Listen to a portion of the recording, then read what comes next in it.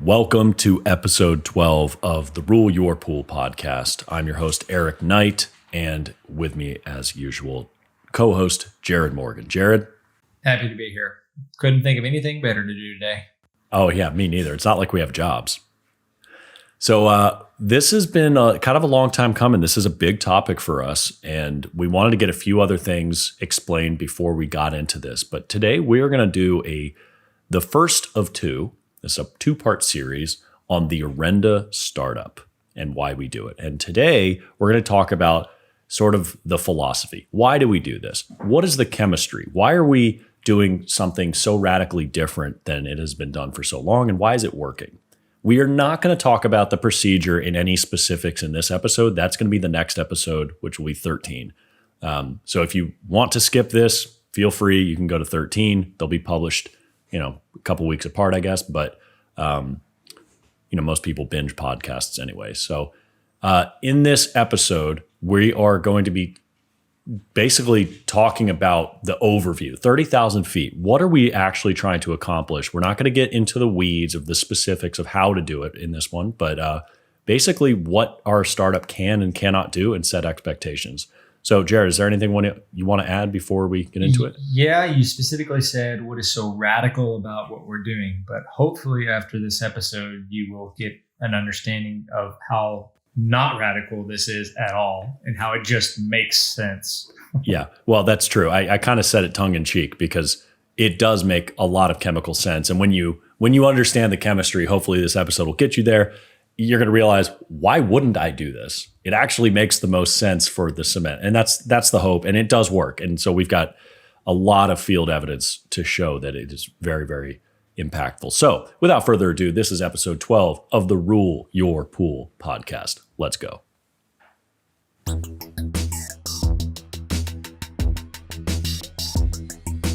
Welcome to Rule Your Pool, the podcast by Orenda that explains and simplifies pool chemistry so that anybody, regardless of experience, can understand it. I'm your host, Eric Knight, bringing clarity to these subjects so that you can bring clarity to your water. If you're ready to rule your pool, then let's go. Okay, let's set expectations up front. A startup is not meant to clean up a surface after it has been applied. And when we say a surface, we're talking about cement-based surfaces. This is pebble, quartz, marble dust, just normal plaster, whatever you call it. Anything with cement in it needs a proper startup.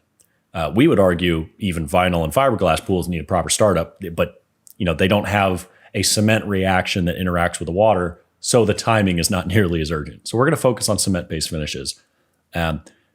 The general gist of what we're trying to do with the Orenda Startup is we are trying to feed the water so that it doesn't feed on your new surface.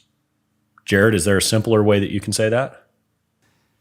The only thing we say is pre-treat it as it's going in. That's it. Yeah, that's pretty much it. And we're going to discuss the specifics of how to do that in the next episode 13.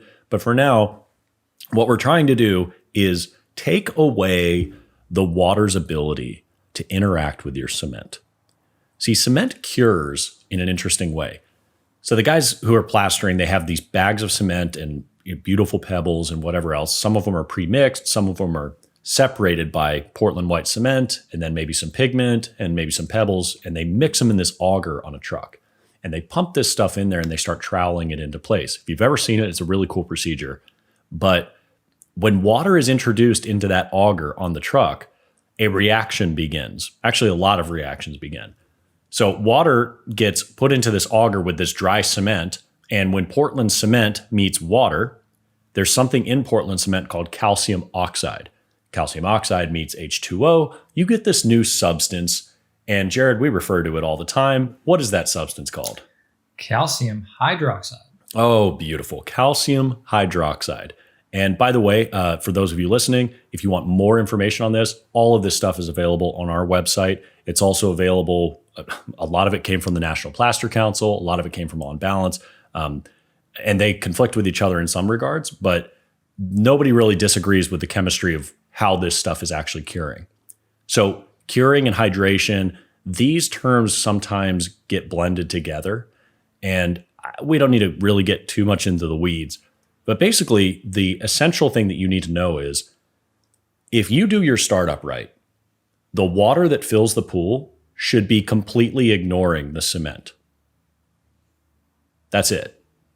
If you take nothing else away from this episode, that's what the Orenda Startup is trying to do. It's trying to make sure the water is ignoring the cement.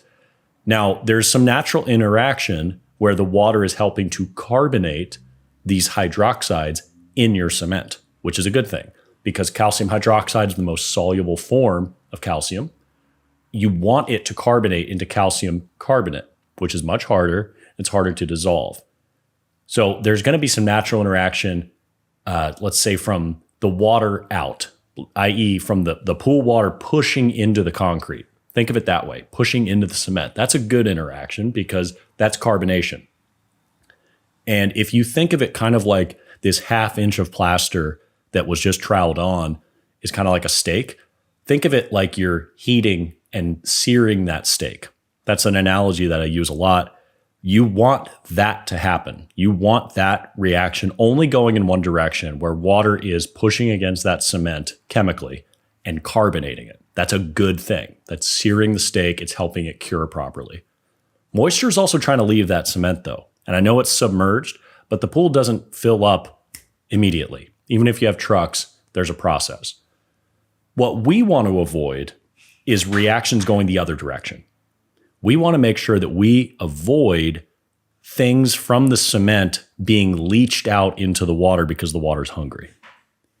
That is critical because if we can stop that, your pH doesn't spike and you don't have plaster dust.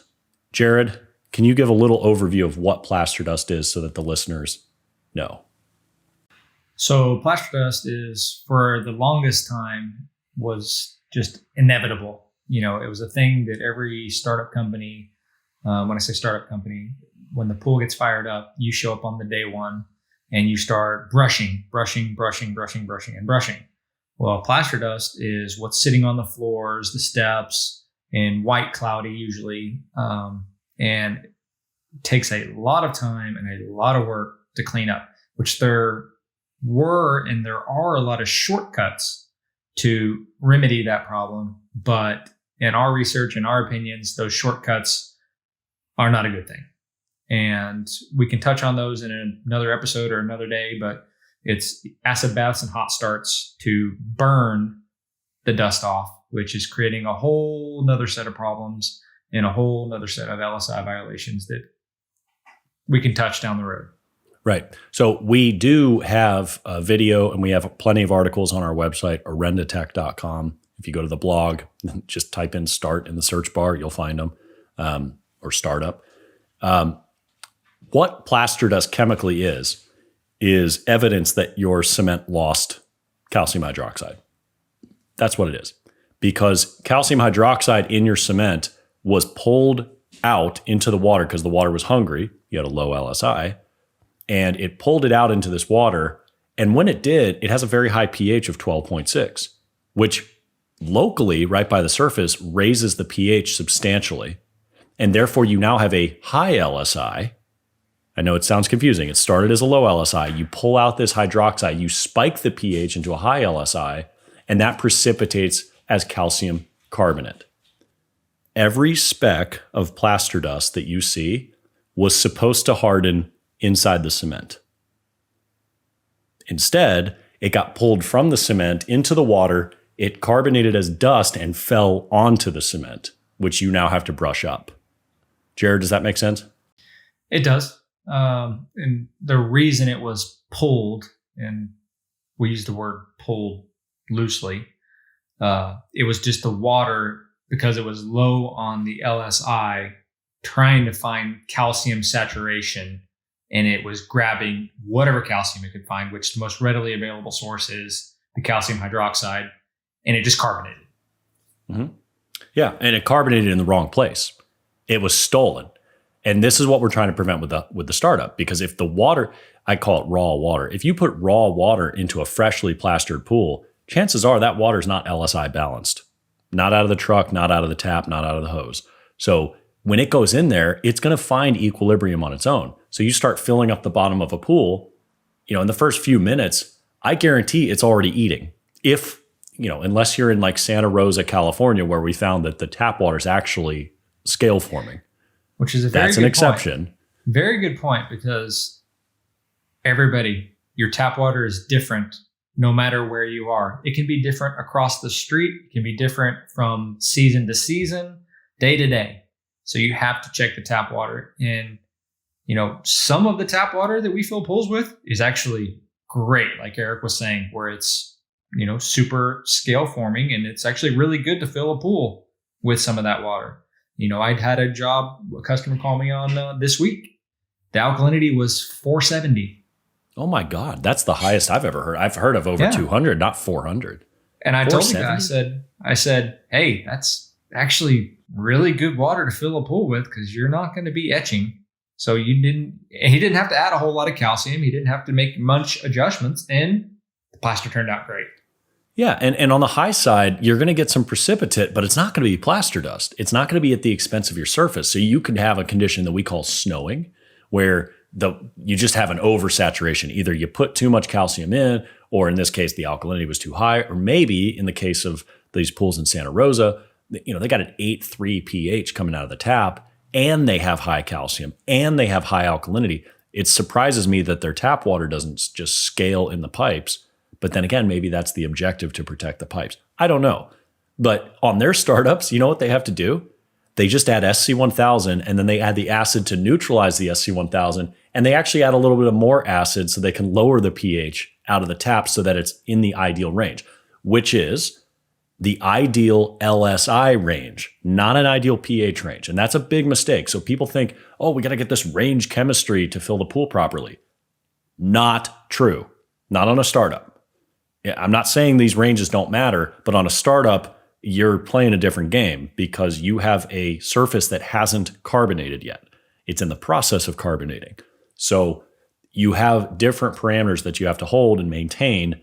And we're going to go in depth on that in the next episode. What you're after on fill-up day is an LSI target. And we have found the optimal LSI target is in the green on the Orenda app, positive 0.2 something, 0.21, 0.28, 0.29. Anything in that range is a good place to be. You could go a little higher. You do run the risk of a little bit of fallout, but not much. You could be at 0.3 something. That's fine. It just depends on how much you want to babysit that pool. Just keep that in mind. We have found the sweet spot to be green 0.2 for the first 3 to 5 days. After that, it's just a green number for the rest of the month, because you're doing this 28 day 4-week startup. As long as it's LSI balanced for those first 28 days in general, you did it right. I got a question. Why, and this kind of leads into the maintenance and curing times and processes, why was 28 or 30 days so important? When I was speaking to people who know a lot more about this than you and me, Jared, they were all adamant that the first 28 or 30 days, whatever you call it, a month, it's imperative that you treat the pool right for those first 30 days. That means no wheeled vacuums, because the pressure from the automatic cleaner, like you have one in your pool, you wouldn't put that in the first month. Same with salt. Salt changes the LSI because it raises the TDS so much.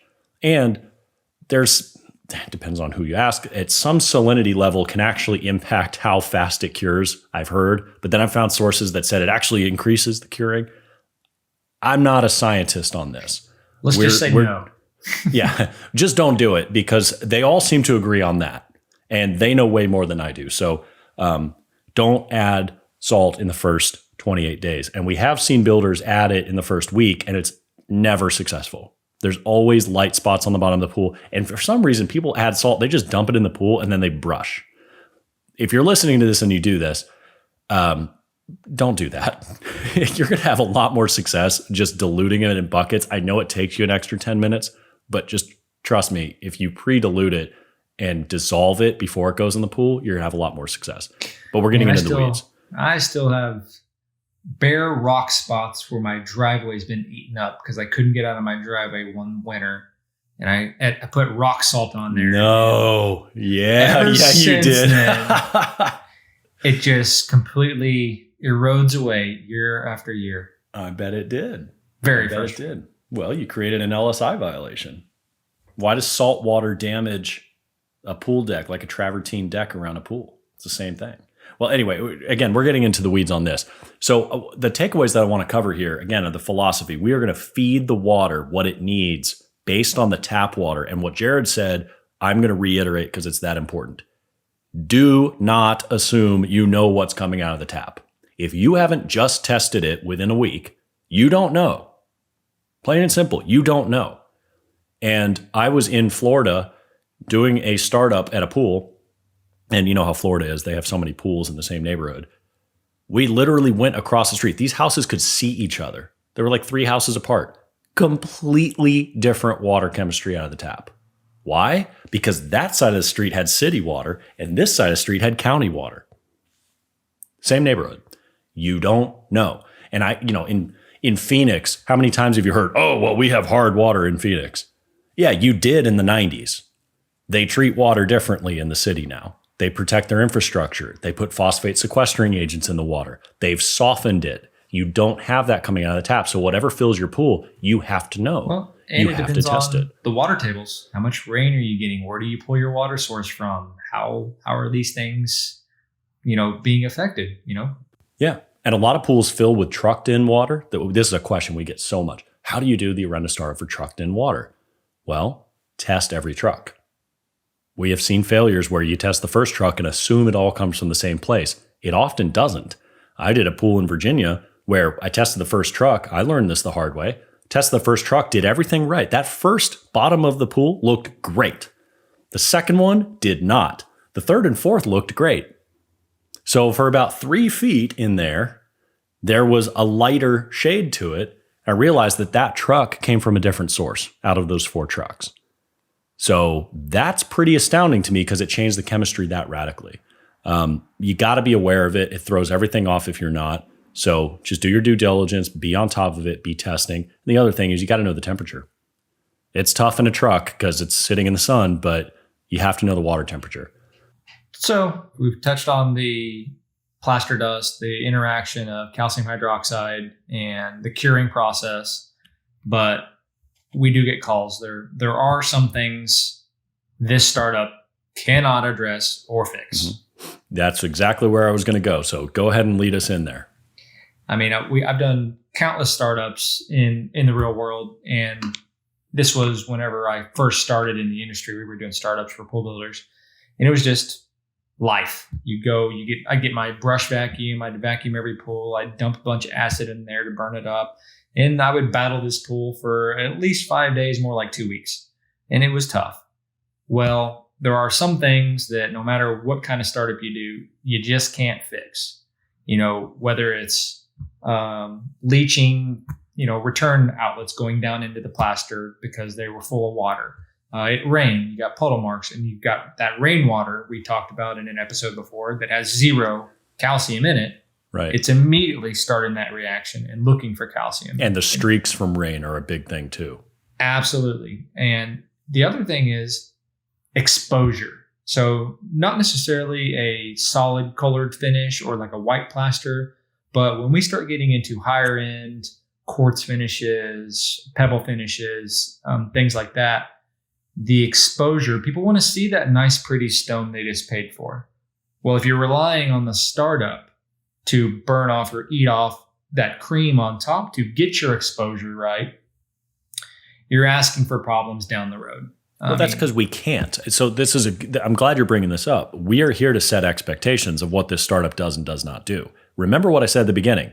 We are trying to cease the interaction, stop the interaction between the water and the cement from coming from the cement out, right? We're trying to ignore the cement as much as possible. That means whatever that cement looks like when that water starts filling, if there's trowel marks, if there's streak lines from a bad acid wash, if there's puddles, if there's any of these things already in the pool, consider them pre-existing conditions. You're going to see them. Now, the cool thing is some of them will correct. If they're minor, some of them will correct over hydration. And after 30 days, you'll have a much better picture of what it really looks like. But if you had a really bad exposure job, really bad acid wash, and we see it all the time, Jared. How many times do we get pictures texted to us? How many pools have you been to where there's white puddle marks and big streaking lines? And then they say, oh, your startup did this. No, it didn't. See, calcium and water are both blind. They don't have the ability to decide to make a line right there. Acid does. So you just follow the path and you can forensically figure out what caused these things. A puddle, obviously there was water sitting there or there was acid sitting there, and it would be a different look to each one. But the point is, in general, cement cures ugly. There's a little takeaway if you want to write it down. Cement cures ugly. We need to set expectations right with homeowners that it doesn't have to look perfect in the first 30 days. It has to cure perfect. Once it cures, you can clean up the surface. I mean, it's much easier. So you mentioned earlier, we don't recommend hot starts and these acid treatments because that's been used as a crutch. It has been for decades. We're going to hot start it. That's terrible in the first week. But yet that's when they say to do it. Oh, yeah, just clean up off the cream and it's an exposure job. And yeah, the pool will look great, won't it, Jared? You've done how many hot starts have you done? Can you even count? For a week. Key there. It'll look great for a week. But you've done a lot of hot starts. Absolutely. And then usually what happens is after a month, 6 weeks, 8 weeks, it starts getting a little hazy. White splotches start showing up. We call it marbling. That's not supposed to happen. Yeah, well, or a year later. I mean, I've seen it 6 months. I've seen it a year. I've seen it 2 years later. You start seeing the original lines that were done from the acid wash or the original trowel marks. And the reason that happens is you didn't cure what's underneath. So let's get back to that steak. We got this 1/2 inch of freshly troweled plaster, and you're trying to carbonate it from the top in. You're trying to carbonate from the water side into the cement, right? What happens if you don't let that sear and you dump in a bunch of acid is you're going to start pulling the juice from that steak. And it makes it more brittle. It doesn't taste as good, obviously, but we're not eating cement. But although that is a pretty funny visual now that I think about it. But you're pulling hydroxide out of the steak. If you do that, you can't put it back in. I'm sorry, you can't put it back in. What we're trying to encourage you to do is fill the pool in such a way where you pre-treat the water so that the steak can cook properly. If there are imperfections, and nobody's perfect, these are hand-applied surfaces. Cement cures ugly, right? So after 30 days, though, when the majority of the curing and that surface has been seared and it's been carbonated properly, you can then do a hot start. But it shouldn't be called a hot start. It should be called a low alkalinity treatment or an acid treatment. I was going to say, I like the word acid bath because it's not as aggressive as a hot start. It's not as aggressive, and it's not a start. You're already 30 days in. So the startup is about curing the cement regardless of how it looks. And if you do that right, you shouldn't have dust, you shouldn't have a pH spike, and it may look ugly as sin, but you're doing the right thing for the cement under that ugly surface. I would say it's comparable to you cook a steak, you seared it, you let it rest for the 10 minutes. And actually, you threw it in the refrigerator. You took it out the next day. Here we go. And then you cut the sear off. Is there any juice that's going to bleed off of that? No. That's what we want. Same thing. You cure. The success that you can have from waiting 30 days after the proper startup before you do an acid bath, as you say. And by the way, we're not doing a no alk treatment, which is pH of 4.3 or below. That's not what we're talking about. We're talking like a pH of 5.5 to 6 for a few days and brushing. You're just cleaning the char off of the steak. Your success is long-term at that point. And, we were just talking about a job today. I'm not going to say the job, of course, but Jared and I were on the phone today talking about it. And I was on the phone with a plasterer that when I went to go look at this pool, I was shocked that they tried to do a hot start on it after I specifically said, hey, if you're doing our startup, don't do the hot start for 30 days at least. It's going to completely conflict with what we're doing.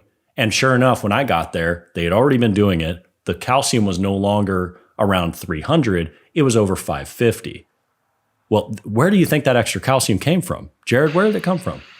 Oh, it came straight from the surface. And I've seen it so many times. Houses across the street from each other that were, one was a hot start, one wasn't. And you're right. You can get a pool well over 500 parts calcium in no time.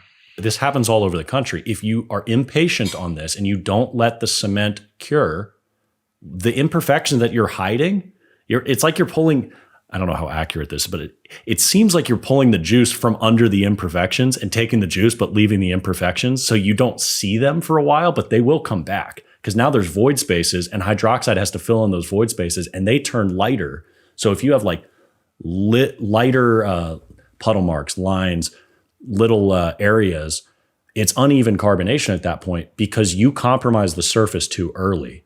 You'd never let it cure. And so what we're trying to advocate for here is if you do have to clean up an ugly pool, wait, be patient. It will help the long-term integrity of the surface. And by the way, it's a one-time fix, at least from what we can tell.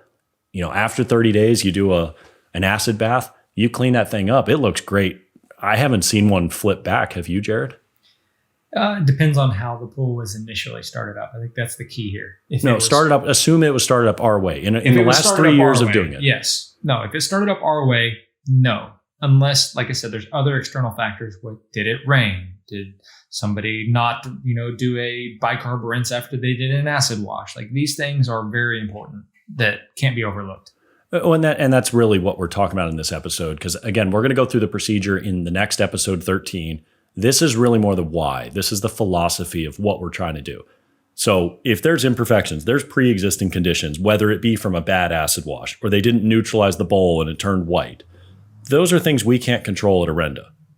All right. But they are things that sometimes you can clean up. I shouldn't say sometimes. Usually you can clean up after 30 days. It depends on how deep the acid sat there or how long. You might still have a lighter bowl, but by and large, the pool's going to get cleaned up. So I would agree, but I would also say I know anybody that's spending a lot of money, which don't get me wrong, guys, pools aren't cheap, especially in-ground plaster pools. They're not cheap. And when a customer spends that kind of money, they expect perfection. And as a salesperson or the builder, you're trying to give them that perfection. But we have to be real here. Like everything has to be covered with the types of surfaces, the different expectations that can happen, and set this job up for success from the get-go so that, hey, there is a chance for a little bit of haziness or a little bit of mottling depending on the surface, or the exposure might be a little different because it is not a perfect product. Like we keep saying, cement cures ugly. We will get it to its best form, as we can if it's done the right way. And that's what the expectation needs to be. Yeah. So just like we're setting expectations with what our Orenda Startup can and cannot do, you listening to this, whether you're a homeowner or a pool builder or plaster applicator, need to understand what expectations are for an actual plaster job. When you see a sample, those little 3-inch samples of perfect plaster, those were done in a perfect condition. Those were done mechanically. Like that was not a hand applied product in the same way that you're going to have it in your pool. And it didn't have weather elements to contend with. And everything was controlled. So of course that's going to look better than what your normal pool is going to look like. Well, it may have been hand applied, but it was one person's specific job to get the perfect exposure across the whole 4-inch square. Like, no, that is not real, guys. Agreed. Yeah. Well, I mean, a lot of the pool is going to look like that, but our objective, like I said, is if we just let the water saturate on our terms, if we pre-treat it, and it's kind of like slightly overfeeding a person at the Shoney's buffet before you take them to the nice steakhouse so they don't have eyes bigger than their stomach. Shoney's, huh? You're really showing where you're from here. I live in the Carolinas. I don't want to hear about it. Okay. My first job interview was at a Shoney's. And that's a fact.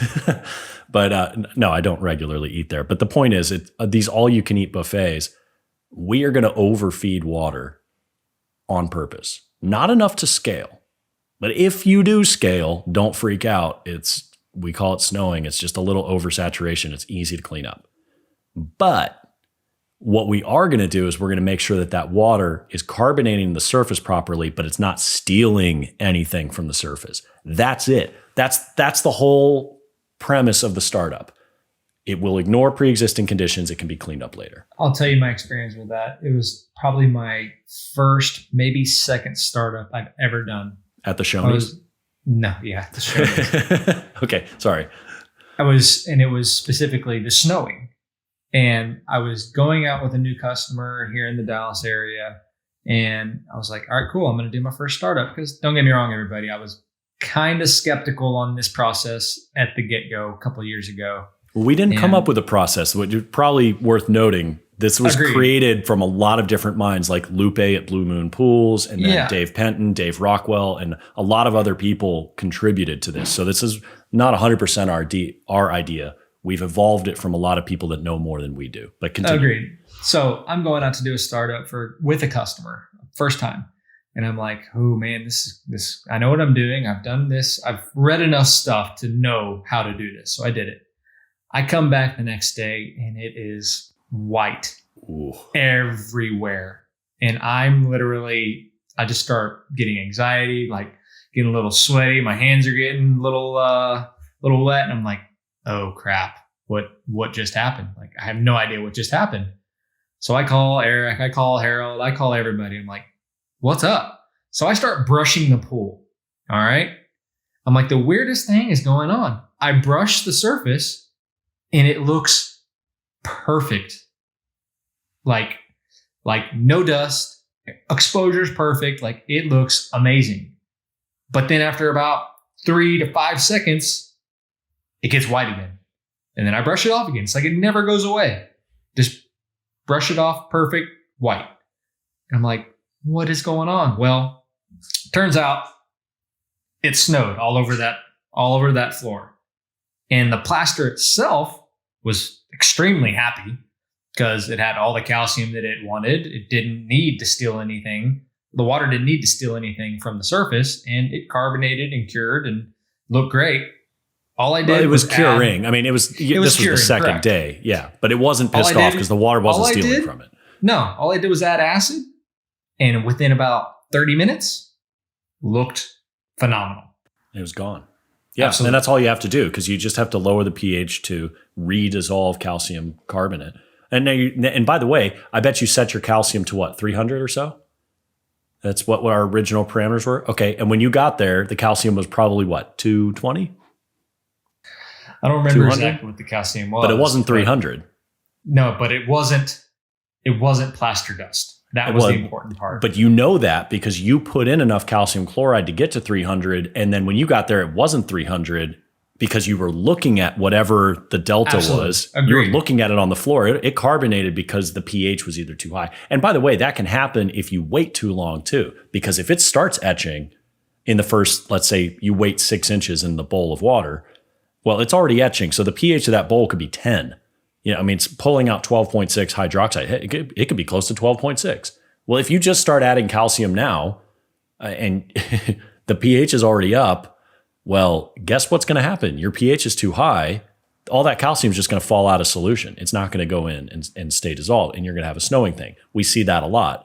So you got to be aware of that. So there's nuances on the exact procedure. Again, we'll cover that in the next episode. But I think we've covered why we do this and to set expectations right. Like, it's not our job as startup people to rectify pre-existing conditions. Not only is it not our job, we can't do it if we tried. The only thing that startup technicians can do to rectify things, and it's only short term, is a hot start. And we don't recommend that because it's too early and it's too aggressive. Instead, start it up properly, cook that steak, cure that plaster the right way, and after 30 days, do your low alk treatment, do your acid treatment, and that can clean off the surface and you'll have long-term success. That's really what we wanted to cover in this episode. Did I miss anything, Jared? Nope. I think it's just another one of those, if you want to know more on what we're touching about on hot starts, acid baths, things like that, visit our website, go to our blogs. We have all kinds of information that touch specifically on those items, and you'll have a better understanding as to why we disagree with those in further detail. Right. But we don't disagree with the science behind a lot of this stuff. What we disagree with is timing and sequencing, because we've found that the science we've proven to be true.